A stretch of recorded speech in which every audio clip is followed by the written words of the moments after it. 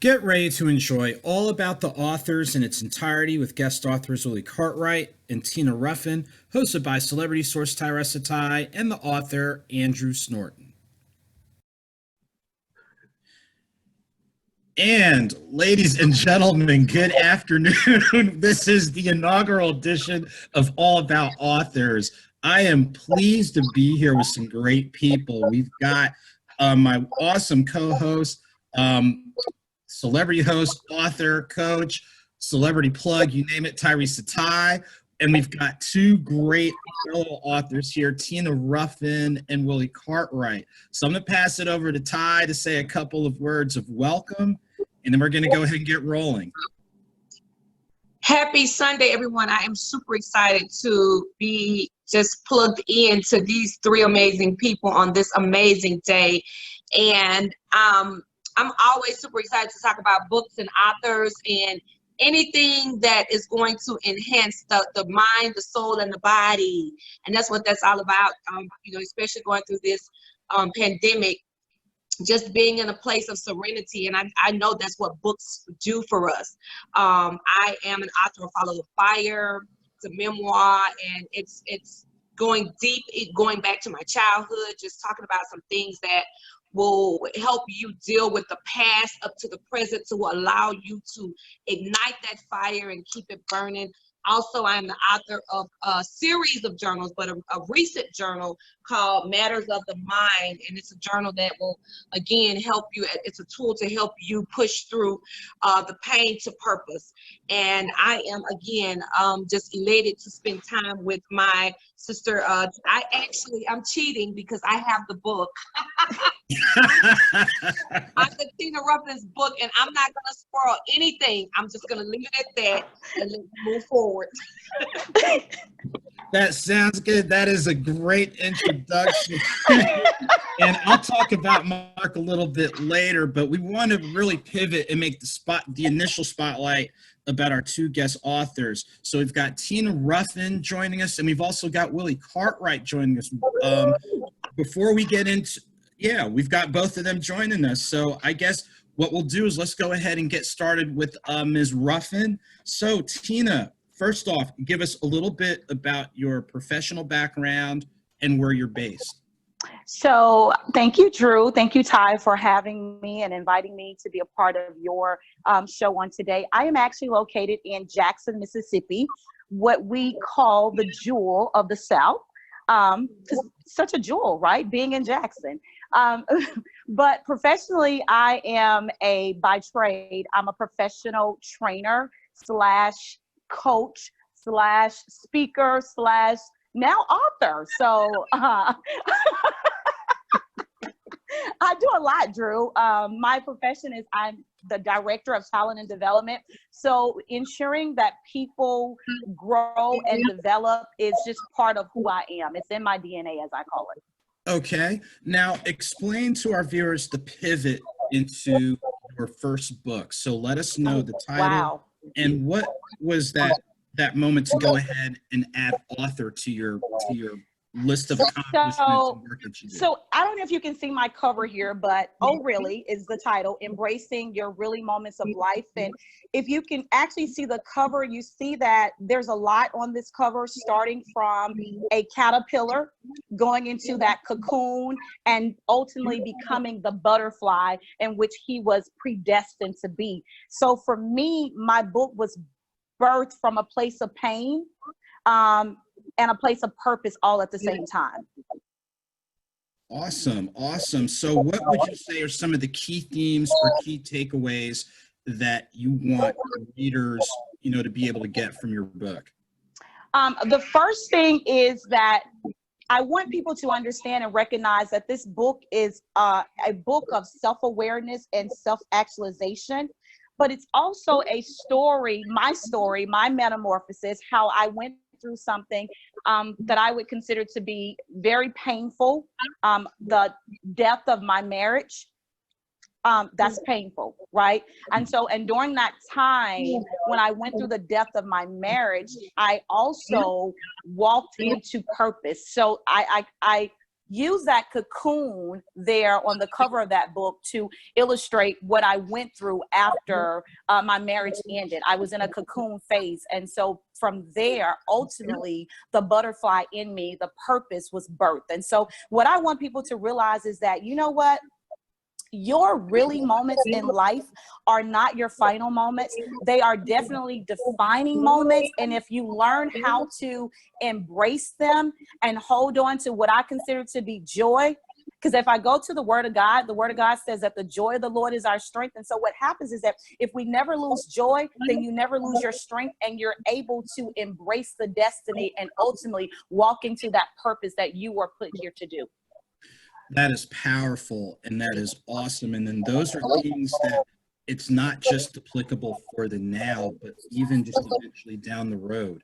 Those are some great takeaways. Ty, do you have a couple of questions that you wanted to pose to Tina? And before you ask, for those of you that are on, make sure you use your chat feature. So if you have some questions, you can put them in the chat, and then we'll recap some of those questions. So go ahead, Ty. So I would like to ask Tina, where do you see yourself in the next 5 years? I know a little history about you, and you're a very powerful woman, very humble but powerful. But the background of coaching and training throughout many years, I'm just trying to see how you plan to transition this over into the authorhood, if you will, and make it as impactful as I expect you to do so. So 5 years, I'll give you 5. I mean, you may have small term goals, if you will, the next year. How do you plan on transition the two, or tying in, not necessarily transitioning, but tying in those two careers and making it blossom to what your expectations are? So great question, Ty. Great question. So actually, I think that I'm already starting to do that through my organization called Coffee and Girl Talk. And that organization focuses heavily on women, the empowerment and the self-motivation of women. And so in the next 5 years, one of my goals is that that organization is not just a local organization, but it is a national organization, to where we are reaching women on a national scale. And we are helping women to see the better version of themselves, the best version, right? Because I still believe that the best version of you, of me, of anyone else has not yet been discovered or even lived. And so I feel like Oh Really pivots us into that place, right? It pivots us into that place of purpose, but we're just starting out. It's like baby steps, right? So now we're crawling and we're getting ready to actually start walking. And in 5 years, I hope that we're running. And I hope that Oh Really is just the first beginning. In 5 years, I plan to have written at least 2 more books at least. Wow. Yeah. Well, Andrew knows, Arthur Snorton knows that they can happen. Look, it all, to make it simple, you have to be willing to take that first step. And that's exactly what you're doing. And the themes, whether from the lens of personal experience, business, community, you're covering them all. What would you say, before we pivot to our next author, what would you say are going to be the best ways for people to get in contact with you, and also remind people the title and where people can get copies? Awesome. So Oh Really can now be purchased on Amazon.com. Just go directly to Amazon and just type in the words Oh Really, or type in my name, Tina Ruffin. You can follow me on Facebook at Tina Ruffin Experience, Instagram, Tina Ruffin EXP as well. So I'm out there. TRE is what I call it, the Tina Ruffin Experience, if you want to get a flavor. I tell you what, straight from the sip. That's all I'm going to say. It's nothing like an author with an attitude. Author with an attitude. It's nothing like an author with an attitude. Wow, that is awesome. So now that it's getting a little bit hot in here, Ty, I'm going to have you take the lead, because this second author that's joining us right here, it's definitely a Southeastern flavor with from Birmingham, Alabama. And I'm going to just briefly say Willie Cartwright and Ty. I'm going to let you have it. Go ahead. Author Cartwright, I am super excited to just learn a little bit more about you. I've heard some amazing things. And first, I'm going to just let you introduce yourself and tell us what you want us to know. And then I'm going to ask you what I want to know. Okay, great. Well, as Andrew Snorton has said, I am originally from Birmingham, Alabama, but I've been in Atlanta almost 25 years. It'll be 25 years next year, so I've been here a long time. My background, for the last 12 years, my wife and I have been entrepreneurs. We own a couple of several internet businesses, e-commerce business. I also speak as well as write. And so I live just outside of Atlanta in Decatur, Georgia. That's pretty much. And my book, Upward Journey. Can we see it? Can we see it? Upward Journey. First of all, Andrew Snorton is the editor of this book. So so pick it up. You can pick it up on Amazon, either by the name or by my name, Willie Cartwright. The book is about, I listed 9 traits and characteristics that I believe are important if you're going to be successful. And I also talk about my childhood growing up and how I figured out that these different traits would lead to success. So things in my life, good, bad, indifferent, all contributed to me understanding the importance of these traits and how they can work together in order for me to succeed. So we have those things in common in our book. Because I don't know if you heard me earlier, and I talked about, just from childhood up to now. Yeah. And how your childhood has a direct impact on your adulthood. Absolutely. You want to see a person, you want to know, who a person is about. You're going to definitely see a little that 5 or 6 year old, especially if they're not healed inside of that person, the behaviors. And I think that's something that we all 4 kind of have in common. Well, at least Tina and myself and Drew, is being trainers, and you being an entrepreneur. I'm sure you have to train as well. And when we talk about that, when we think about training, we automatically have to focus on behaviors and what the reaction are. The result we get from people is derived from their past, and these will shift behaviors from where they are to where they're going. So I'm really interested in that. Do you tell stories of? Do you talk about the behavior of your childhood going into adulthood, or do you tell the actual stories of how it transpired? I tell the actual stories. I talk about the results of those, how you overcome some of those things. And I think what's most important is you talk about how those things have influenced you and help create who you are now. And so Absolutely. That's a lot what I talk about here. What is the most, when you read your book, what is the thing that I would say make you proud that you were able to share, that you feel is most impactful? That one thing that, and sometimes that's the thing that you're kind of, like with me, I was on edge, like, do I want them to know all my business? But that's the thing you really need to expose to help people really get the experience and be able to, move past the pain. What was that one thing in your book?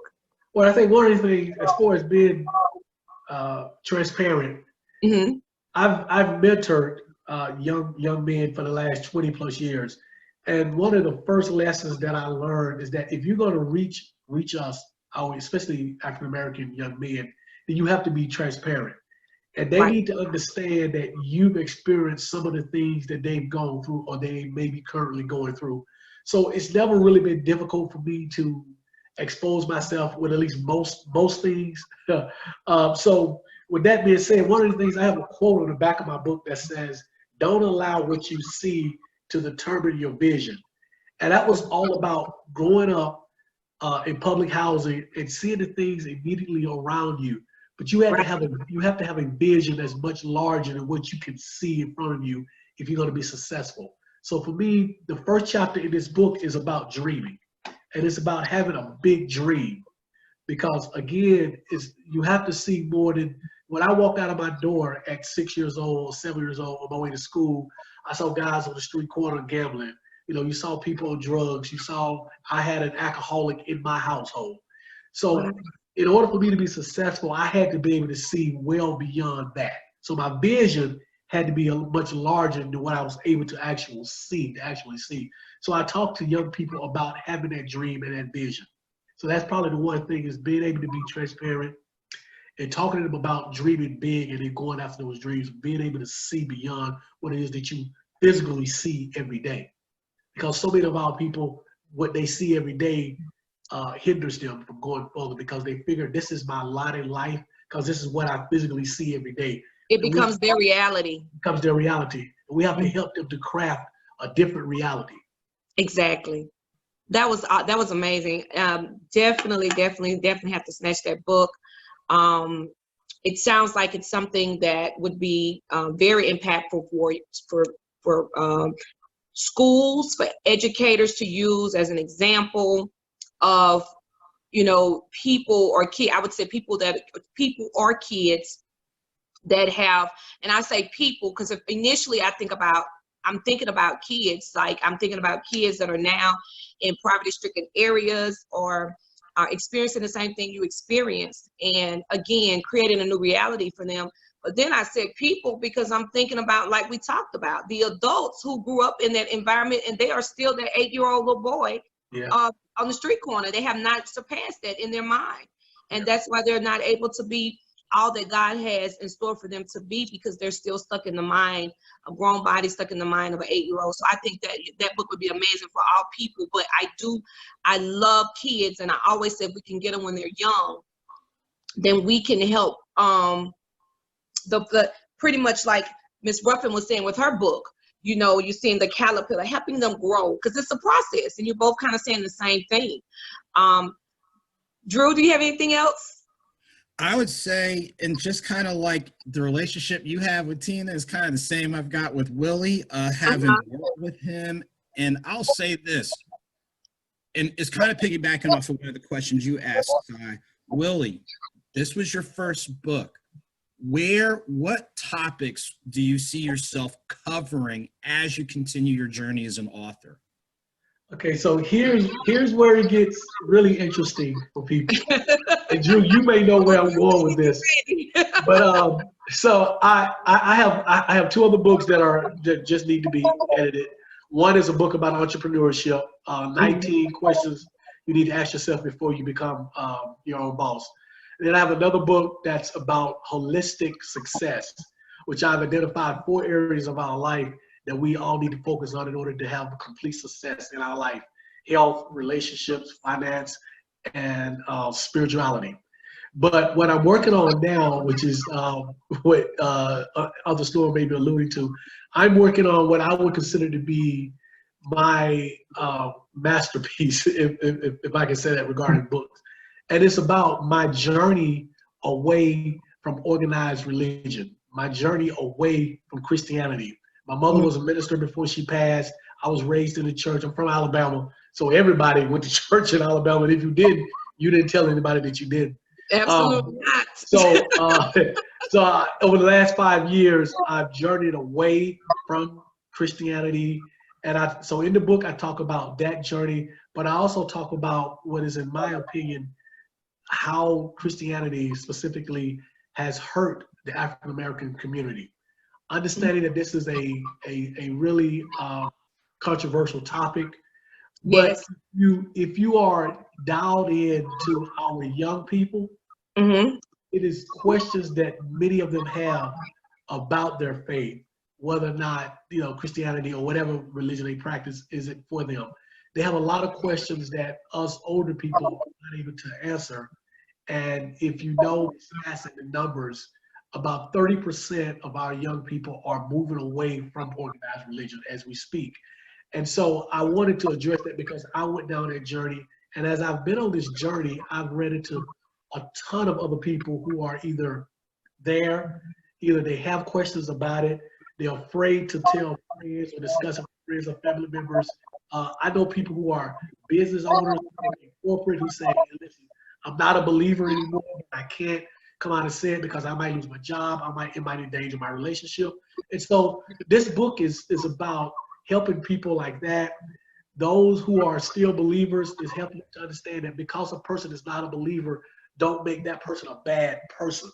And so it's a conversation that I think we all need to have, especially in our community, because of the things that are going on out there, and people are turning to other things. And so it's just so, I just have a personal journey, and it's so personal to me because religion is such a large part, such a huge part of who we are. It's just something that I wanted to tackle. So I've been right in the middle of writing that book. And I won't give the title. I'll save it until I'm done with it. But yeah, it's something that is really personal to me. So again, it's about my journey away from Christianity, and in my opinion, why I think Christianity has been bad for the African American communities. And I know it's not something that everybody's going to agree with, but that's kind of the direction that I'm going in. But I think the key thing is you're trying to have that discussion and conversation because it is one that's out there. And like you said, sometimes like it's almost like the way an investigative reporter pulls back the cover, what you're doing is we need to pull back the cover on different conversations that have been stifled. And not only thematically are you talking about that about faith, but there's a lot of different conversations been muted, whether it's been mental health, some of the things you're talking about, financial literacy, some of the things that Tina has talked about, some of the things that Ty's talked about in her work, and some of the things that, so all of us to varying degrees are like, there are conversations that we have to have, and they might be difficult. They might, kind of hit your gut, but we know the problems that come up if we don't have those conversations. So, moving forward, what would you say would be the best ways for people to not only connect with you, but also, again, and show that copy of the book and let people know where they can get your book? You can get the book on Amazon, Amazon.com, either by the title or by my name, Willie Cartwright. You can reach me, email wocartwright@yahoo.com. It's probably the best way to reach me. Okay, great.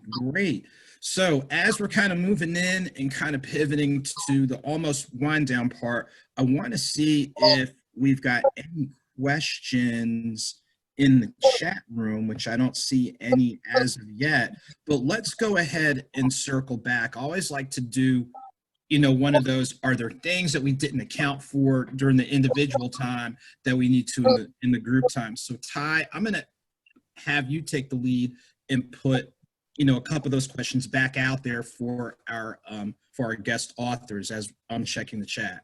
Look, I just want to again just thank them both for their time. I know this is a very important day, and I just want to say thank you just for taking time out to spend this moment with us. Is there anything, I don't have any more questions per se. Is there anything that you just want to leave with the audience? Tina. If I could leave something with the audience, I would want to leave that there is hope. Yes. There is hope. Something that Willie said that was, I think if he didn't mind me just kind of using, when he walked out of his door and he would look at what was staring him directly in his face, he had to have a dream. He had to have something that was bigger than him. And I think that we can use that today. And what we're going through with this pandemic, if you are looking at the world as it is through your normal lens, right, then you're going to see just that. You're going to see chaos. You're going to see rejection. You're going to see a loss of hope. You're going to see, oh, wow, I have no sense of direction. Where do I go from here? What do I do? But if you look at this beyond your normal view, and you tap into something that's greater than you, whatever that is, right? If that's God, if that's whoever, if that's the universe, whatever that is, but if it has to be bigger than you. If you tap into things through those lens, I think that you will begin to see that, as I said before, the best version of you has yet to be seen. The best version of this great country that we live in has yet to be explored. And who makes up the country? We do, right? And the country can't go as far as we go. So there has to be greater in us in order for the country to be greater. And I would just explore and encourage people to not lose hope. Keep dreaming. And going back to Willie, dream bigger than what you've been dreaming. Don't let what's going on around you stop you from dreaming. Your dreams, as a matter of fact, should be bigger than they ever have been. Why? Because your best version has not been lived. Woo! Wow. So ladies and gentlemen, you have had a very good appetizer of Miss Tina Ruffin. Okay, so she's an author and a coach and a speaker professionally and personally. Make sure you seek her out for any upcoming workshops, panels, events. She's definitely going to add that spice to your life while encouraging you and teaching you how to live everyday life as you transform from a caterpillar to a butterfly. And she has the real life experience of it all. And she can definitely share what she's lived, what she's living, and she already told you what she's going worldwide with this thing. So go ahead and jump on board now so you won't miss out. Awesome. Thank you guys for having me. No problem, Tina. No problem. Bye-bye. Okay, Willie. Now, Yes. Now, it's great. I got a point that was raised in the chat that I want to share with you. And I'm just going to read. It says, the gentleman that spoke is correct about several moving away from Christianity. One factor is the way that God is presented, a God of judgment versus love. So let me ask you this. As you're continuing to develop your book, do you think that from what you've seen, what you've researched, do you think part of that move away is more because it's, you know how sometimes there's generational approaches, we talk at versus talk with? So if you could please walk through with us some of the things that you've been able to find that you feel you're going to be able to discuss in that forthcoming work. Well, so let me begin. So in my research, let's begin with the younger generation because as your co-host said, I think we all are very concerned about our young people. And not in a way that we think that they're in trouble or in danger, but because we understand they're our future and they represent us. So when I do my research and speak with them, one of the things that they do talk about often is the punitive God versus love. And the things that they hear, especially from our older generation, what's bad, what's a sin. Let's take homosexuality for one thing. In a lot of the black churches, the two biggest sins that you hear often about is gay marriage, homosexuality, and abortions, and really homosexuality. So then we talk about a generation of kids that are growing up with a lot of their friends are gay or bisexual. So then they're asking the question, do you mean to tell me that I shouldn't be friends with this person, or this person is doing something wrong because they are being who I believe that they are? So you get that kind of stuff. And one of the things that I've told people, because I get a lot of pushback, I'm on Facebook a lot talking about my journey away from Christianity. So I get a lot of pushback. One of the things that people say all the time is, well, I'm sorry that you had a bad experience with the church, blah, blah, blah, and then you moved away. First of all, anybody who's spent 40 plus years in a particular faith, you just don't leave that faith because you had a bad experience. But here's what I tell them. If you're really concerned as a believer or a Christian, the bad experiences, what they do is they make people begin to ask questions and do their research. To me, it's the results of the research and the application of their reasoning and logic that eventually makes them move away. But it's the bad experiences that say, you know what, this don't make sense. if this preacher, if this pastor's up here telling us how great, you know, his faith is and how much he loves his wife, but I read next week that he has a child out of wedlock with her, I'm going to have some questions. Not that everybody should be perfect, but I use this as an analogy. I'm married. I've been married almost 15 years. If every time I see you, I tell you how great my marriage is and how wonderful my wife is, but you see me every Friday night at the club or at a bar flirting with other women, you're going to start to wonder, especially if you're not married, you're going to start to ask yourself, wow, is this marriage really what he says it is? So for non-believers or people who have left the church and you're trying to get back, they're watching your actions. And so because of those actions, they're saying, okay, 2 and 2 is not equal 4. So let me do a little bit, let me seek outside of the church. And then that's when all the other stuff comes about. So did that answer your question?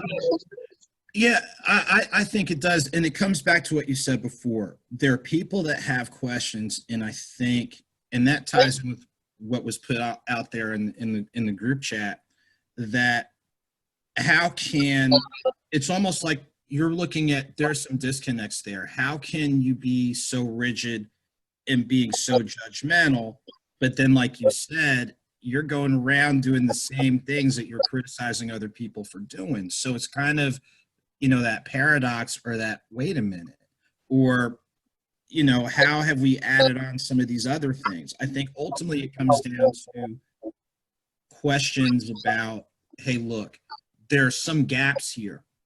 What can we really do to address these gaps? And like you said, it's not just from one experience. It can be from a body of experiences to trauma to what have you. There's a lot of different moving parts there. And I think that everybody will always have their own opinion. You know, back in the day, people would talk about, you don't mix, you know, politics and religion. Those are things you don't discuss, because whatever people feel is what they feel. And those are two things that people are extremely, extremely passionate about. It's like us, you know, some people feeling like they love Trump, President Trump. And we have people that say, how? And there are people that still love Trump and would vote for him all over again. And we just can't understand why those people would feel that way. It just comes a point where you believe in what you believe in, and it could be a battle. It's something that, like we've been having the battles. Shout out to Erykah Badu and Jill Scott last night, Teddy Riley, Babyface, and more to come.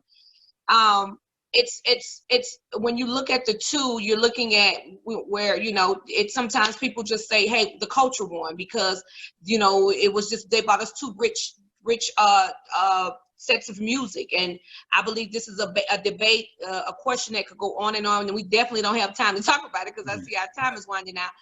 But I feel like the people who believe that there is a different source other than God, they do the research. They probably do more research than we do, who believe totally and solely in God and Jesus and all of that. And they, because of the research they've done, they feel very firmly about it. Because of the research and how my upbringing, I feel very firmly about my relationship with God. And so I think that there are times when I can respect people who believe different things, as long as they have done the research and they respect what I believe in. I believe that it's like a relationship that you learn to agree to disagree. But again, for the people who are searching for something and they have been confused, there is an outlet where you've done the research, right?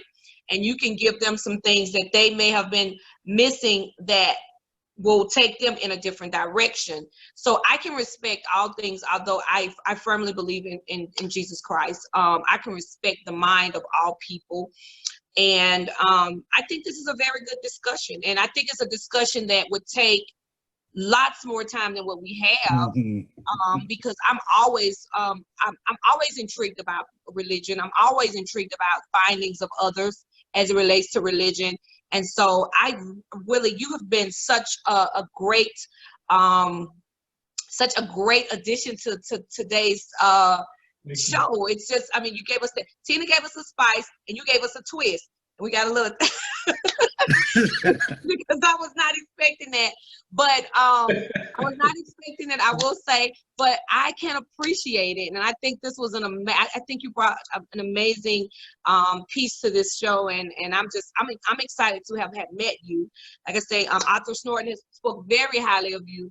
And I look forward to what the 2 books that, I mean, you just pushing out books like ladies be pushing out babies. And, that's a way to put it, I guess. And I'm here for it, and I think it's a great thing. I'm super excited for your future and everything that you have in store for us as an audience, and just for yourself, because, you know, when you talk about your past and the things that you've been through, you know, I want to applaud you for seeing past the street corner, you know. And so, you know, a lot of times we're moving so much, we forget the things that God has brought us through. Myself, suffering from dyslexia and ADHD, I was just a bad child all over the place, always getting popped, always just the bad child, because you're just the bad child. Yeah, yeah, me too. Absolutely. I understand. You understand that? I understand. Yes. And so when you have always tried to push through past your past, sometimes you're doing so much and you don't stop to even, you know, pat yourself on the back and just really take a moment to reference, just to have that moment and soak in what you have accomplished or overcome. You know, and I say that to you as I say to myself, and I want to say to you that, you know, I want to say congratulations for beating the odds, especially as a Black man. You know, we still can't run now, so, you know, that's a big deal. Yeah. It's a big deal what you've accomplished. Well, thank you. I appreciate you guys. You and Andrew Snorton. Mr. Snorton was the second person I met when I moved here. We are a fraternity brothers, so we have that in common, but we've been friends now for the better part of 20 years. We've done a lot of mentoring, a lot of things together. I have a tremendous respect for Andrew Snorton, and I enjoyed meeting you, and I appreciate the comments. And at the end of the day, regardless of what we believe regarding spirituality and religion, we still have a way more in common than we do apart. Talking about, you know, us being able to run. When they shoot us or kill us, they don't ask what faith we're in. Oh no. They look at the skull. So we have a whole lot more in common. But it's just conversations that I think the community is ready to have. So thank you guys for this format and this opportunity. Absolutely. Hey, no problem. All I'm going to say is this, you know, shouts out to really, you know, the co-host Ty, because she's like, this is something that we need to do that's more author specific. Yeah. So I'm grateful for that and just being a part of it. And the good thing is, it's about, there's a body of authors that are out there that people need to know, because there's something that you're doing, Willie, that's going to speak to people. There's things that Tina's doing. Absolutely. You know, all of us are doing something that can reach somebody. And it's about, and you've heard me say this before, it's about sharing our platforms. So before we officially wind down, I know we've got Tina's info captured. We've got Willie, we've got your contact info, but this is a spotlight on the host. So Ty, let people know how people can connect with you, and then I'll do the same and we're going to call it. All right. Well, I am Tyressa Ty, and again, I'm always super excited to grace the presence of any human, because I love people. And I can be reached at FIYAH Fire, FIYAH Tyressa, TYRESSA Ty. Again, I have my book, Follow the Fire, and I have several journals, including I have a Greek edition, right? So I heard you said you were Alpha, so I have journals, and it shows some Alpha love. So since you're a writer and I'm sure you like journaling, okay, you can get one for yourself. I have his and her. Heard you said you had a beautiful wife. I have his and her journals. I have journals for school-age kids, because everybody needs a place to release. Writing is healing. Writing is healing. And so I have one for everyone in the family, a Greek edition, and recently a self-care journal called Matters of the Mind. And that's where it all goes down, baby. Whatever man thinks, that's what he says, that's what he feels, that's what he becomes. It's all in the mind. And just like Tina was sharing about you, Willie, that you were able to see past, it's all in the mind. And so when we can get people to cultivate the mind, dump out, I call my books, I call my journals, I call them the she shed and the man cave. It's where you just dump it all out, okay? And be able to just have that time for yourself. And I really encourage everyone. You can also find me at www.TyressaTy.com. Snatch my books there or on Amazon.com. And I just want to thank everyone. Reach out to me if there's any way that I can be an assistance or help to you. And make sure if you're an author, know an author, tag an author so they can come on here and join us. Okay, that is awesome. Like I said, we've got awesome people. I'll go ahead and close it out real quickly. The books that I've written. First book is showing up here, Deeper Than Your Deepest Sleep, Thoughts on Love with Joseph Snorton. That's for you or a reader you know who's a lover of poetry. It's looking at love through broader lenses for family, community, people in your life, people no longer in your life, self-reflection, and more.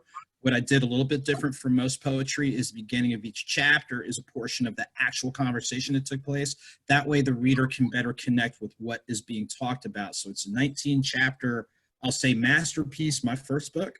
That was written during a very interesting time, to say the least. The second book that I've written, 9 Stories of Faith, Volume 1, is the title thinks that is just a book on religion, but what it really is the stories of 9 different people talking about the biggest daily challenges they live with. So whether it's physical health, especially if this month, mental health, life after incarceration, life after a family member transitions, but through the respective lens of not only their faith, and I was able to interview people of Christianity, Hinduism, and Islam, but how they apply better practices with health and wellness. How do they incorporate their support network, and how have they pivoted or changed their way of thinking so where it's more of a mindset of this is something I live with versus something I have, because if you have it, then you're kind of letting what you have claim dominion and ownership over you. So that is definitely a motivational, encouraging, empowering, and educational read. And then the last things, and I'll throw up the business card up here, the audiobook series, The Author's Mixtape. It's borrowing off of the mixtape style that you see in hip hop and R&B, but basically, it's basically a freestyle audiobook. So in both audiobooks, during individual 2-hour studio sessions, the first audiobook, the recording group that I'm with, the owner's daughters came up with the topics and we randomly drew them. And within a 2-hour session, we did all the writing, all the recording. A couple of the tracks are with music, some are traditional poetry, spoken word. So that first one is a 7-track one. And then the second version of the Author's Mixtape Volume 2 is 8 tracks. And so it covers a wide range of topics across the board. So really the first one is more of almost like out of me reinterpreting the mind of a middle schooler. And then the second one is, really it is. In the second one, everything was just start to finish. Book-wise, both books are available on Amazon, as well as different bookstores really across the Southeast and the Midwest. Both audiobooks are available on almost 300 different streaming platforms. So for people that use Spotify, Amazon, iTunes, Apple Music, SoundCloud, etc., Tidal, it's almost 300 different ones. The easiest way is to get in contact with me on social media, author, AUTHR, author Andrew Snorton on Facebook, author A Snorton on Twitter, Instagram, YouTube. You can email me at authorsnorton@gmail.com, and the website will get fine-tuned. So for next time, we'll have that website info available. Well, we are almost at the end of our time. I want to thank everybody for tuning in. And as Ty said, please share, please tag another author. We want to make sure this is an author spotlight. Even though we got all different things going on, this is about some of the great work that great authors are doing. Ty, do you have any closing comments? No, I just, again, this is very important to me. Like I said, so many authors that are so amazing. Just like Willie and Tina didn't know each other, okay, and I didn't know Willie, and so just this moment, like you had 3 people to get to know each other. So just imagine how many people we can reach if we continue to tag another author, invite another author, share this. We ask that everyone that was on here tonight, or when Drew sends out the recording, that we share the link, that we share it, and just embrace what we're doing, because we're life changers. Okay, we impact. I'm a person that believe in being impactful. I believe that everything that is written will change someone's life if they can get it in their hand.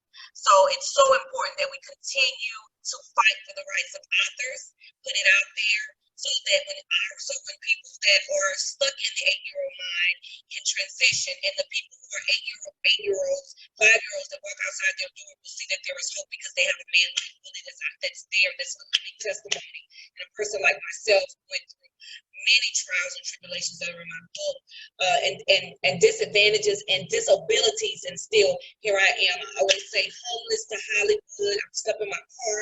So people need to hear these testimonies, these stories of real life people that made it through some very tough times and still came out on top, and has not reached the surface of where we are going to go.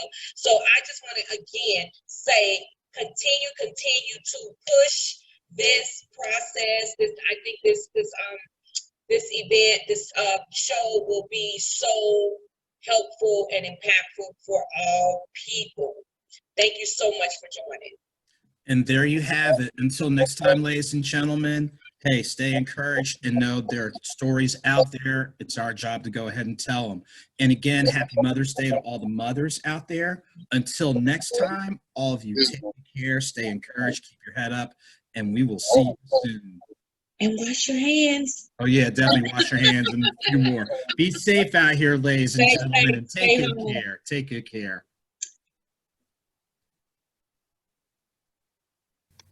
You just finished watching All About the Authors. Make sure to add All About the Authors 520 on Facebook, Instagram, Twitter, YouTube. And make sure to check us out. We'll see you.